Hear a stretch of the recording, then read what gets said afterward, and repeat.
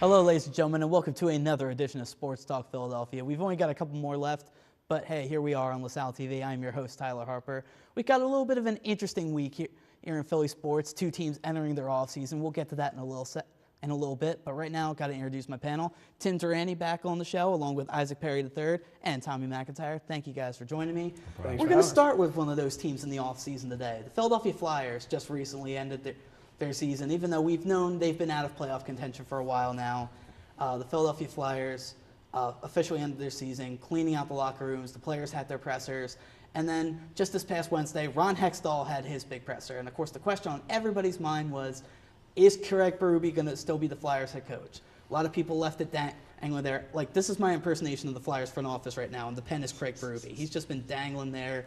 We don't know his fate. And after the press conference, we still don't know his fate. Ron Hextall, basically the exact quote was, well, he's our head coach for now, but if that changes, I'll let you guys know. I've got to think about it.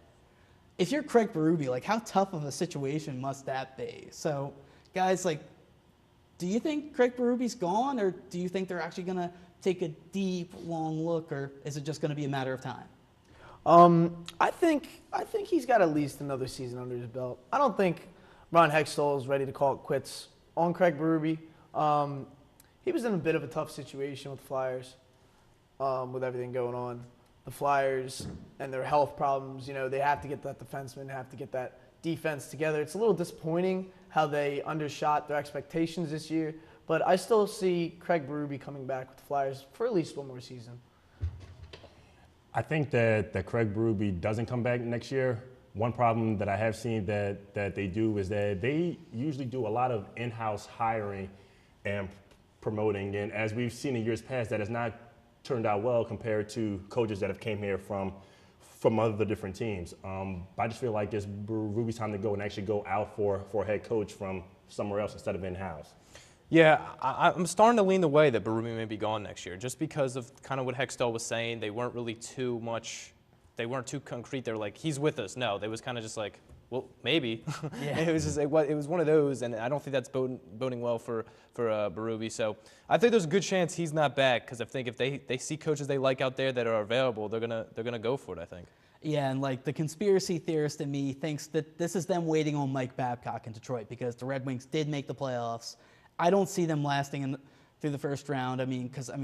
Even every time the Flyers played them, the Flyers owned them this year. So I wouldn't be surprised if the Red Wings get bounced in the first round.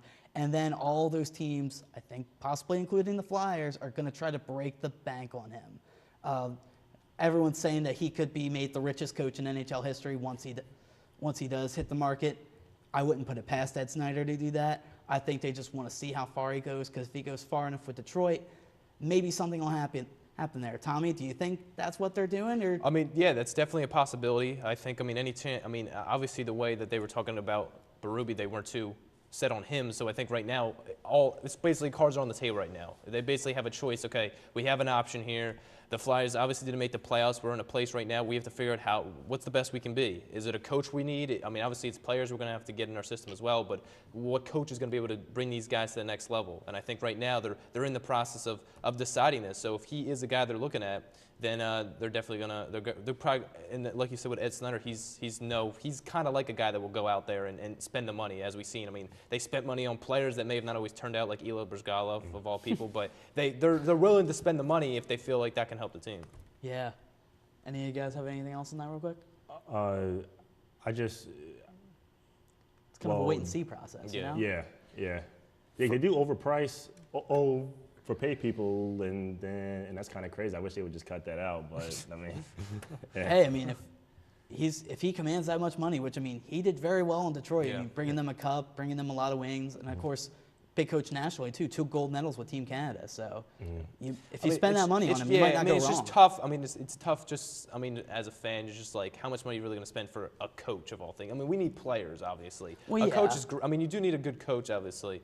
But really, what we've seen on the on the ice this past season, you're really going to have to improve in that area. Definitely going to tweak find at some least some. scorers. I mean, obviously, we'll talk about the LeCavier thing and all that, players-wise, coach relationship between that thing. That's going to be an aspect that's going to go into it as well. Golden segue there, Tommy McIntyre, because let's look at Vinny LeCavalier's stats from this past season. He didn't play every game for things I'll talk about in a sec, but here's his stats: 57 games, 8 goals, 12 assists, of course, only 20 points.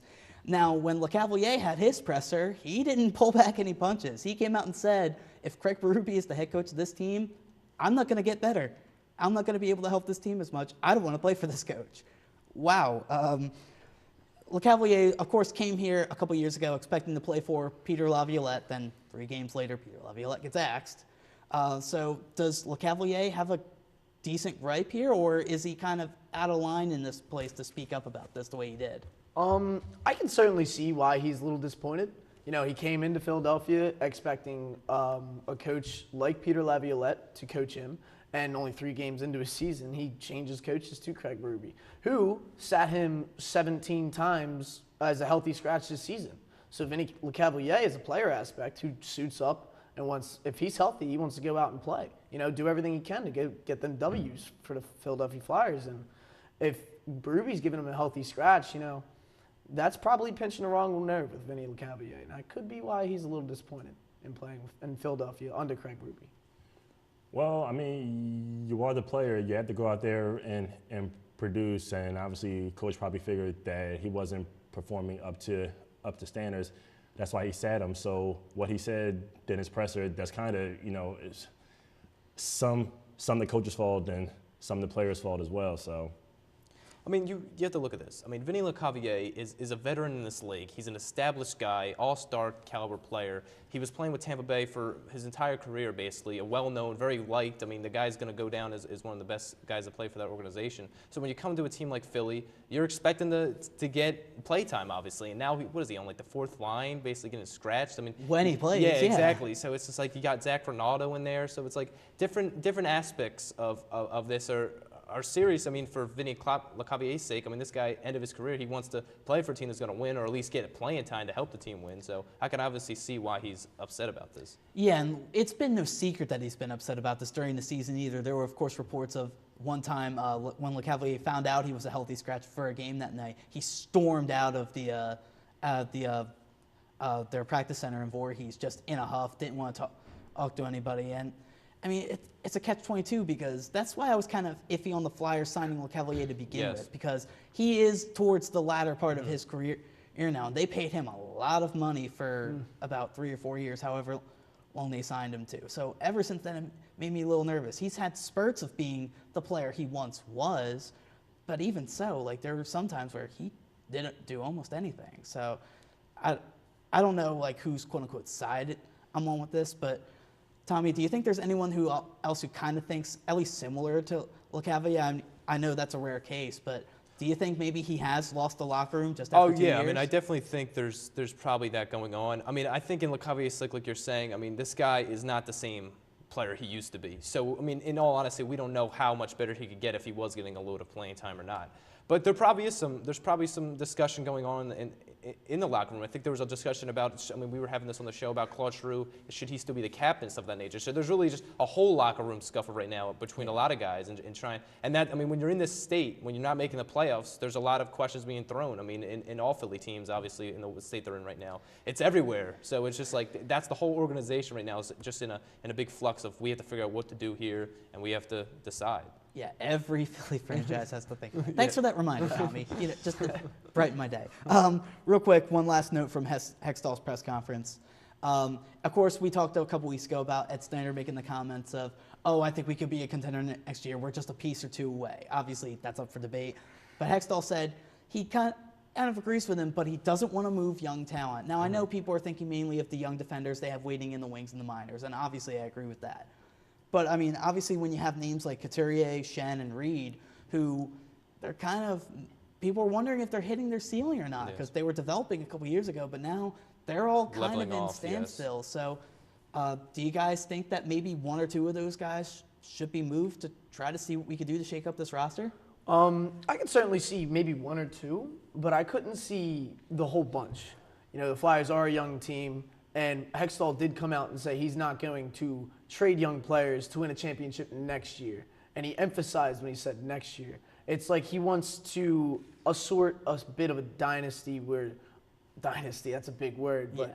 he wants to sort a team to hope for a dynasty and be competitive for years on end, as opposed to trade everything now for the now and have that last for a year or two. And He wants honestly, it to go for a long not to time. cut you off, but like that's what he did as the assistant in LA before he came here. He really built up the future of that young team, and they made the moves. They got themselves ready to go, and then sure enough, they got into the playoffs one year as an 8 seed. They become Stanley Cup champions, Yeah. and now 2 of the last They 3 got Stanley 2. Cup champions belong to the LA Yeah. Kings. So I'd like to think we got to trust the process with Ron Hextall. If he's building for the next few years, let's let him do that, and let's let him make this like the true Flyers team it could be. Yeah, because you don't want to have a team that's like, I mean, like we were saying, is a team that just wins every once in a while, and we just win once every like 3 years. You don't want that. You want a team that's actually going to be winning for a long time, and so hopefully they can try to build that. I think that's what they're trying to do.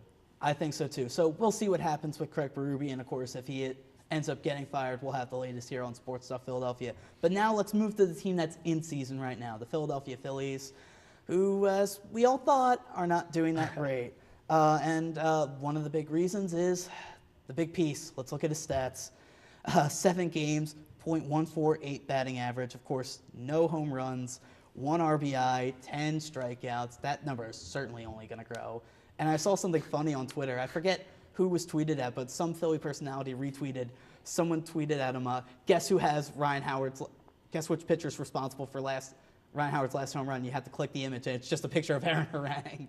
So that shows you how far back Ryan Howard's last home run actually is.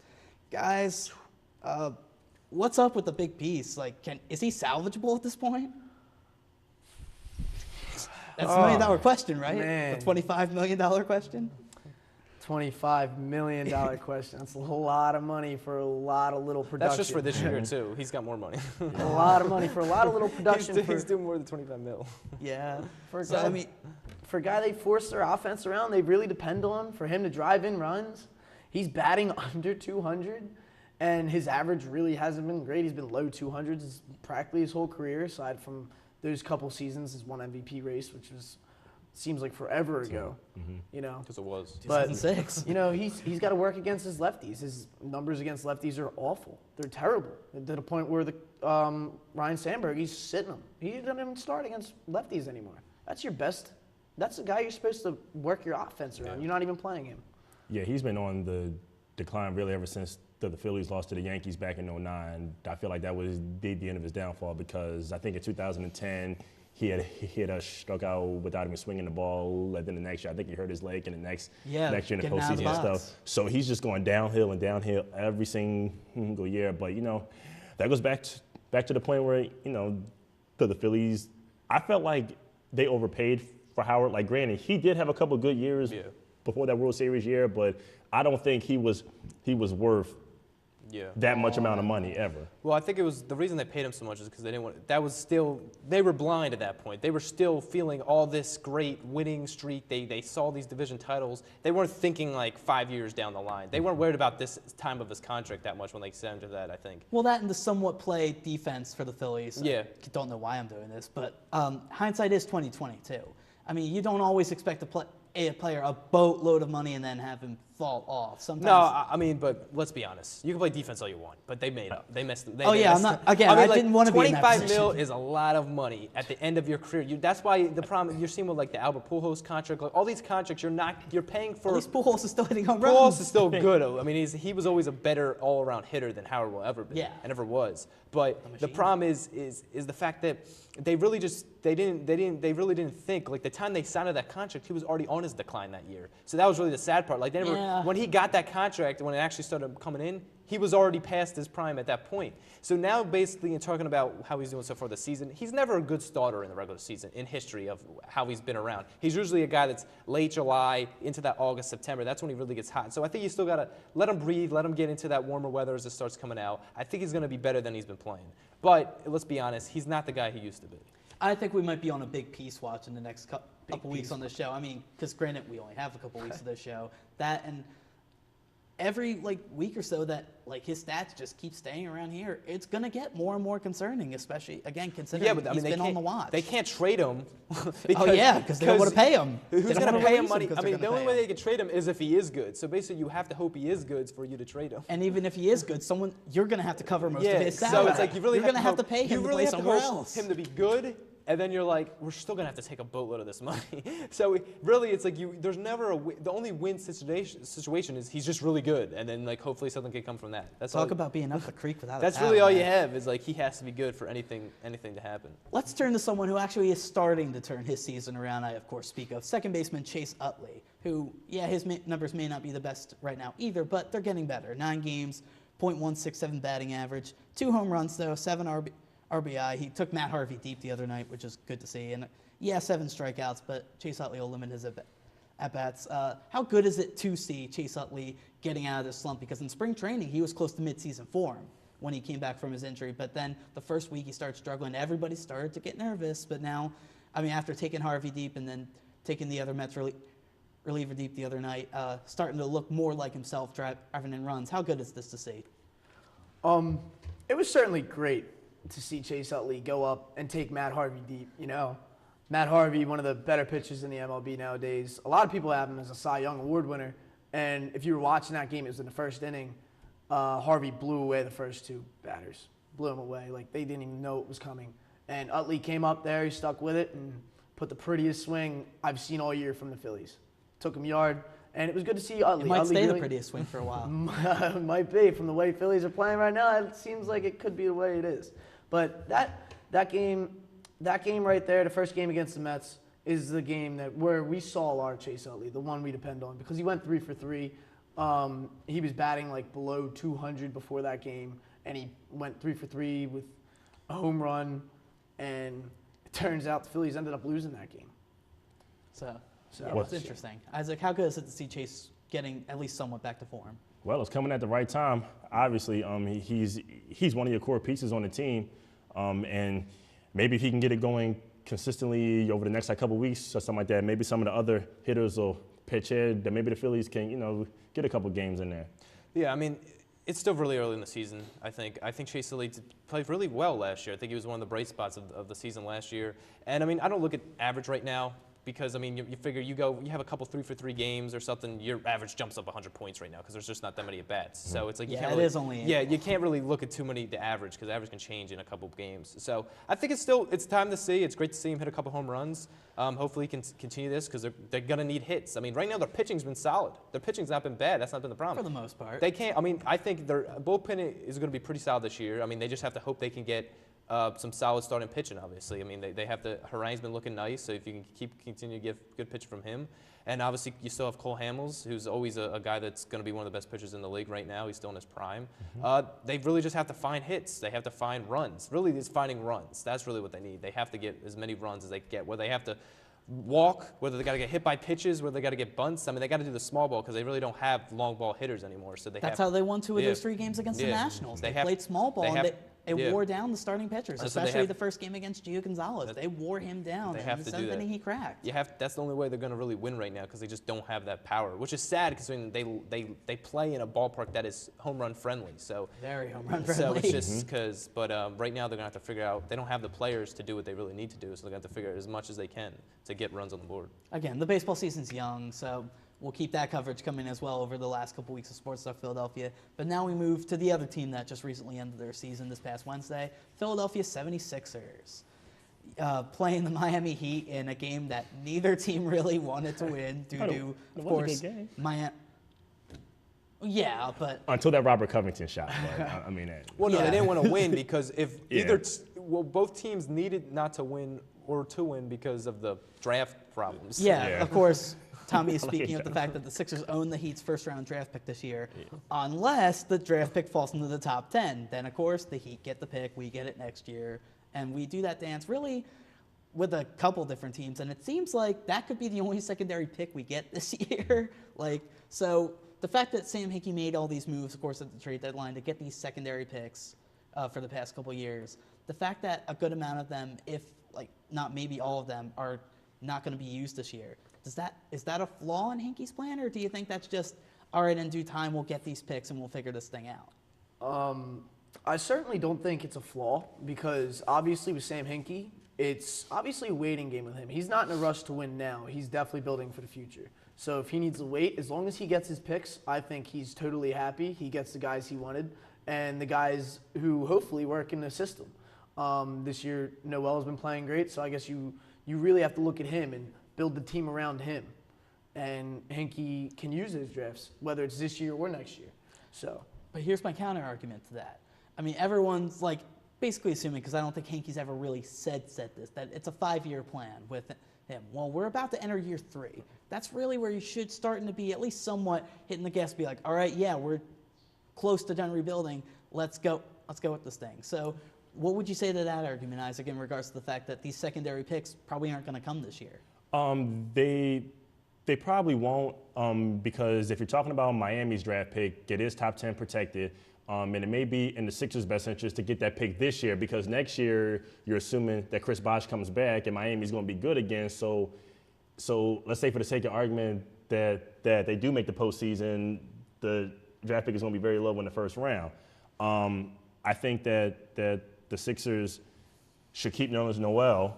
And the interesting thought is that I think that if they do pick number 1 or number 2, I think they should trade that and get multiple picks out of that because you already have your big guys for the future with Noel and Embiid. So we're all asking for a shooting guard, so go out and get your shooter, and yet you still got more picks on top of that. Yeah. But see, I'm going to disagree with that because you don't want to trade too low. Like, if you get 1 or 2, like, I'd still get D'Angelo Russell in all honesty because he can shoot.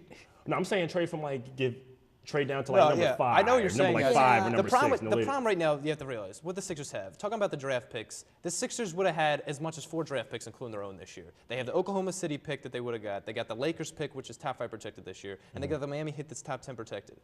All those picks go the same way next year, and they're better. The Lakers pick becomes a top 3 protected pick next year. I don't see the Lakers becoming a playoff team next year, even if they get a Kevin Love or something. So I also don't see them getting top 3 either. So top 3, they'll probably wind up, they'll be like a lottery pick. We'll get that.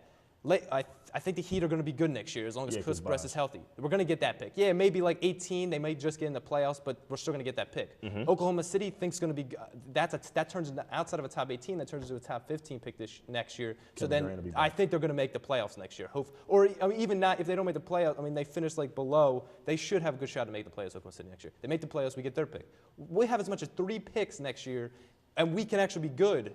And then we don't even have to worry about that. We don't even have to worry about our own pick because then we're never going to get 3 first-rounders. This is the year, even Brett Brown has said, next year I expect to win games. They expect to win games next year. You figure Joel Embiid gets healthy, you still have Nerlens Noel in the fold. I don't agree with you guys in saying Tyler, when you say D'Angelo Russell, even if you get a top 2 pick, you can't do that. You got to pick the best player available. Because Sam Hinkie's not thinking the mindset the fans are. He's not thinking this mindset of like, oh, I have Nerlens Noel, we're going to build around that. They're not building around players yet. They're getting the best players they can and seeing what they can do. There is no building around yet. That's the problem with people think. See, but I think you've got to see Noel and Embiid on the floor together. I think you've got to see what kind of chemistry they can I don't think they're going to trade them if they were but they're going to if you get the number 1 pick, Karl-Anthony Towns is the guy you take. You don't take D'Angelo Russell number 1 overall. If you want to take D'Angelo Russell, you drop down or something. You just don't take him number 1 overall. That's why, yeah, you know what I'm saying? You don't do that. No, isn't it important because if you are picking number 1 or number 2, there was so much pressure on you to pick that high. I mean, we drafted Evan Turner, and like I drafted him because we drafted him because of need, and that hurt us. You don't draft because of need there. You draft DeMarcus Cousins, guy's an all-star in that league. You draft, I think Paul George was in that draft. Yeah. You could draft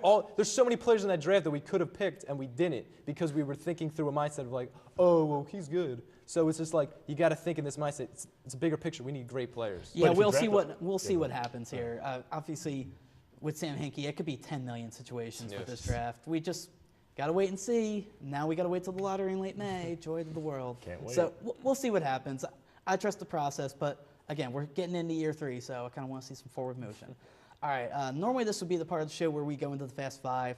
That's not the case this week, just for a couple reasons. One, a little somber. One, a little on that side too, but happy, more joyous. But first, unfortunately, this past Thursday, sports writer Stan Hochman, longtime Philadelphia sports writer, passed away. So you could either quite a lengthy life, 1928 to 2015. This man covered everything under the sun for Philadelphia and beyond. Just this past week, Mike Sealski actually told myself and Tommy McIntyre a story of how for years, no one could get anything out of Kareem Abdul-Jabbar, but Stan Hochman was able to get in the room with him and get 3 hours out of him. Why? Just because he connected with him at first, and he knew Kareem liked jazz. So he talked jazz for like the first hour with Kareem just to get him to open up, and then sure enough, he was able to get all the content he could ever need and more. So I guess like a little lesson there to future journalists, just to be able to do your homework and get to know athletes. And Stan Hochman was certainly a genius of that. And of course, our thoughts are with his family at this time, and he will certainly be missed. But now we move on to a little bit of a happier note, as an astounding achievement, as Sid McLeod, our own member of the LaSalle faculty, that says, congratulations, Sid. 56 years. After 56 years of teaching, Sid McLeod is finally taking a well-deserved retirement. Truly remarkable. I mean, I don't know if you guys could think of doing any job for 56 years, but that man teaching for 56 years, truly remarkable. Truly, truly remarkable. So a big congratulations to Sid McLeod, which is very well deserved. I mean, 56 years, that's more than double all of our lives right now, guys. That's dedication. That's a lot of things. But Commitment. again, congratulations to Sid, who, of course, will retire at the end of the semester. Just marvelous accomplishments throughout the year. Well done. So that does it for us this week on Sports Talk. But, of course, you can catch up with us on social media. You can hit us up on Facebook, facebook.com/SportsTalkPhiladelphia, Twitter. You can hit us up on email. You can see all our full episodes, youtube.com/LaSalle56TV. And you can just see us everywhere on the web. We're there. We should be. It's good. All right, for Tommy, for Isaac, and for Tim, I'm Tyler Harper. Thank you for joining us, and we will see you next week.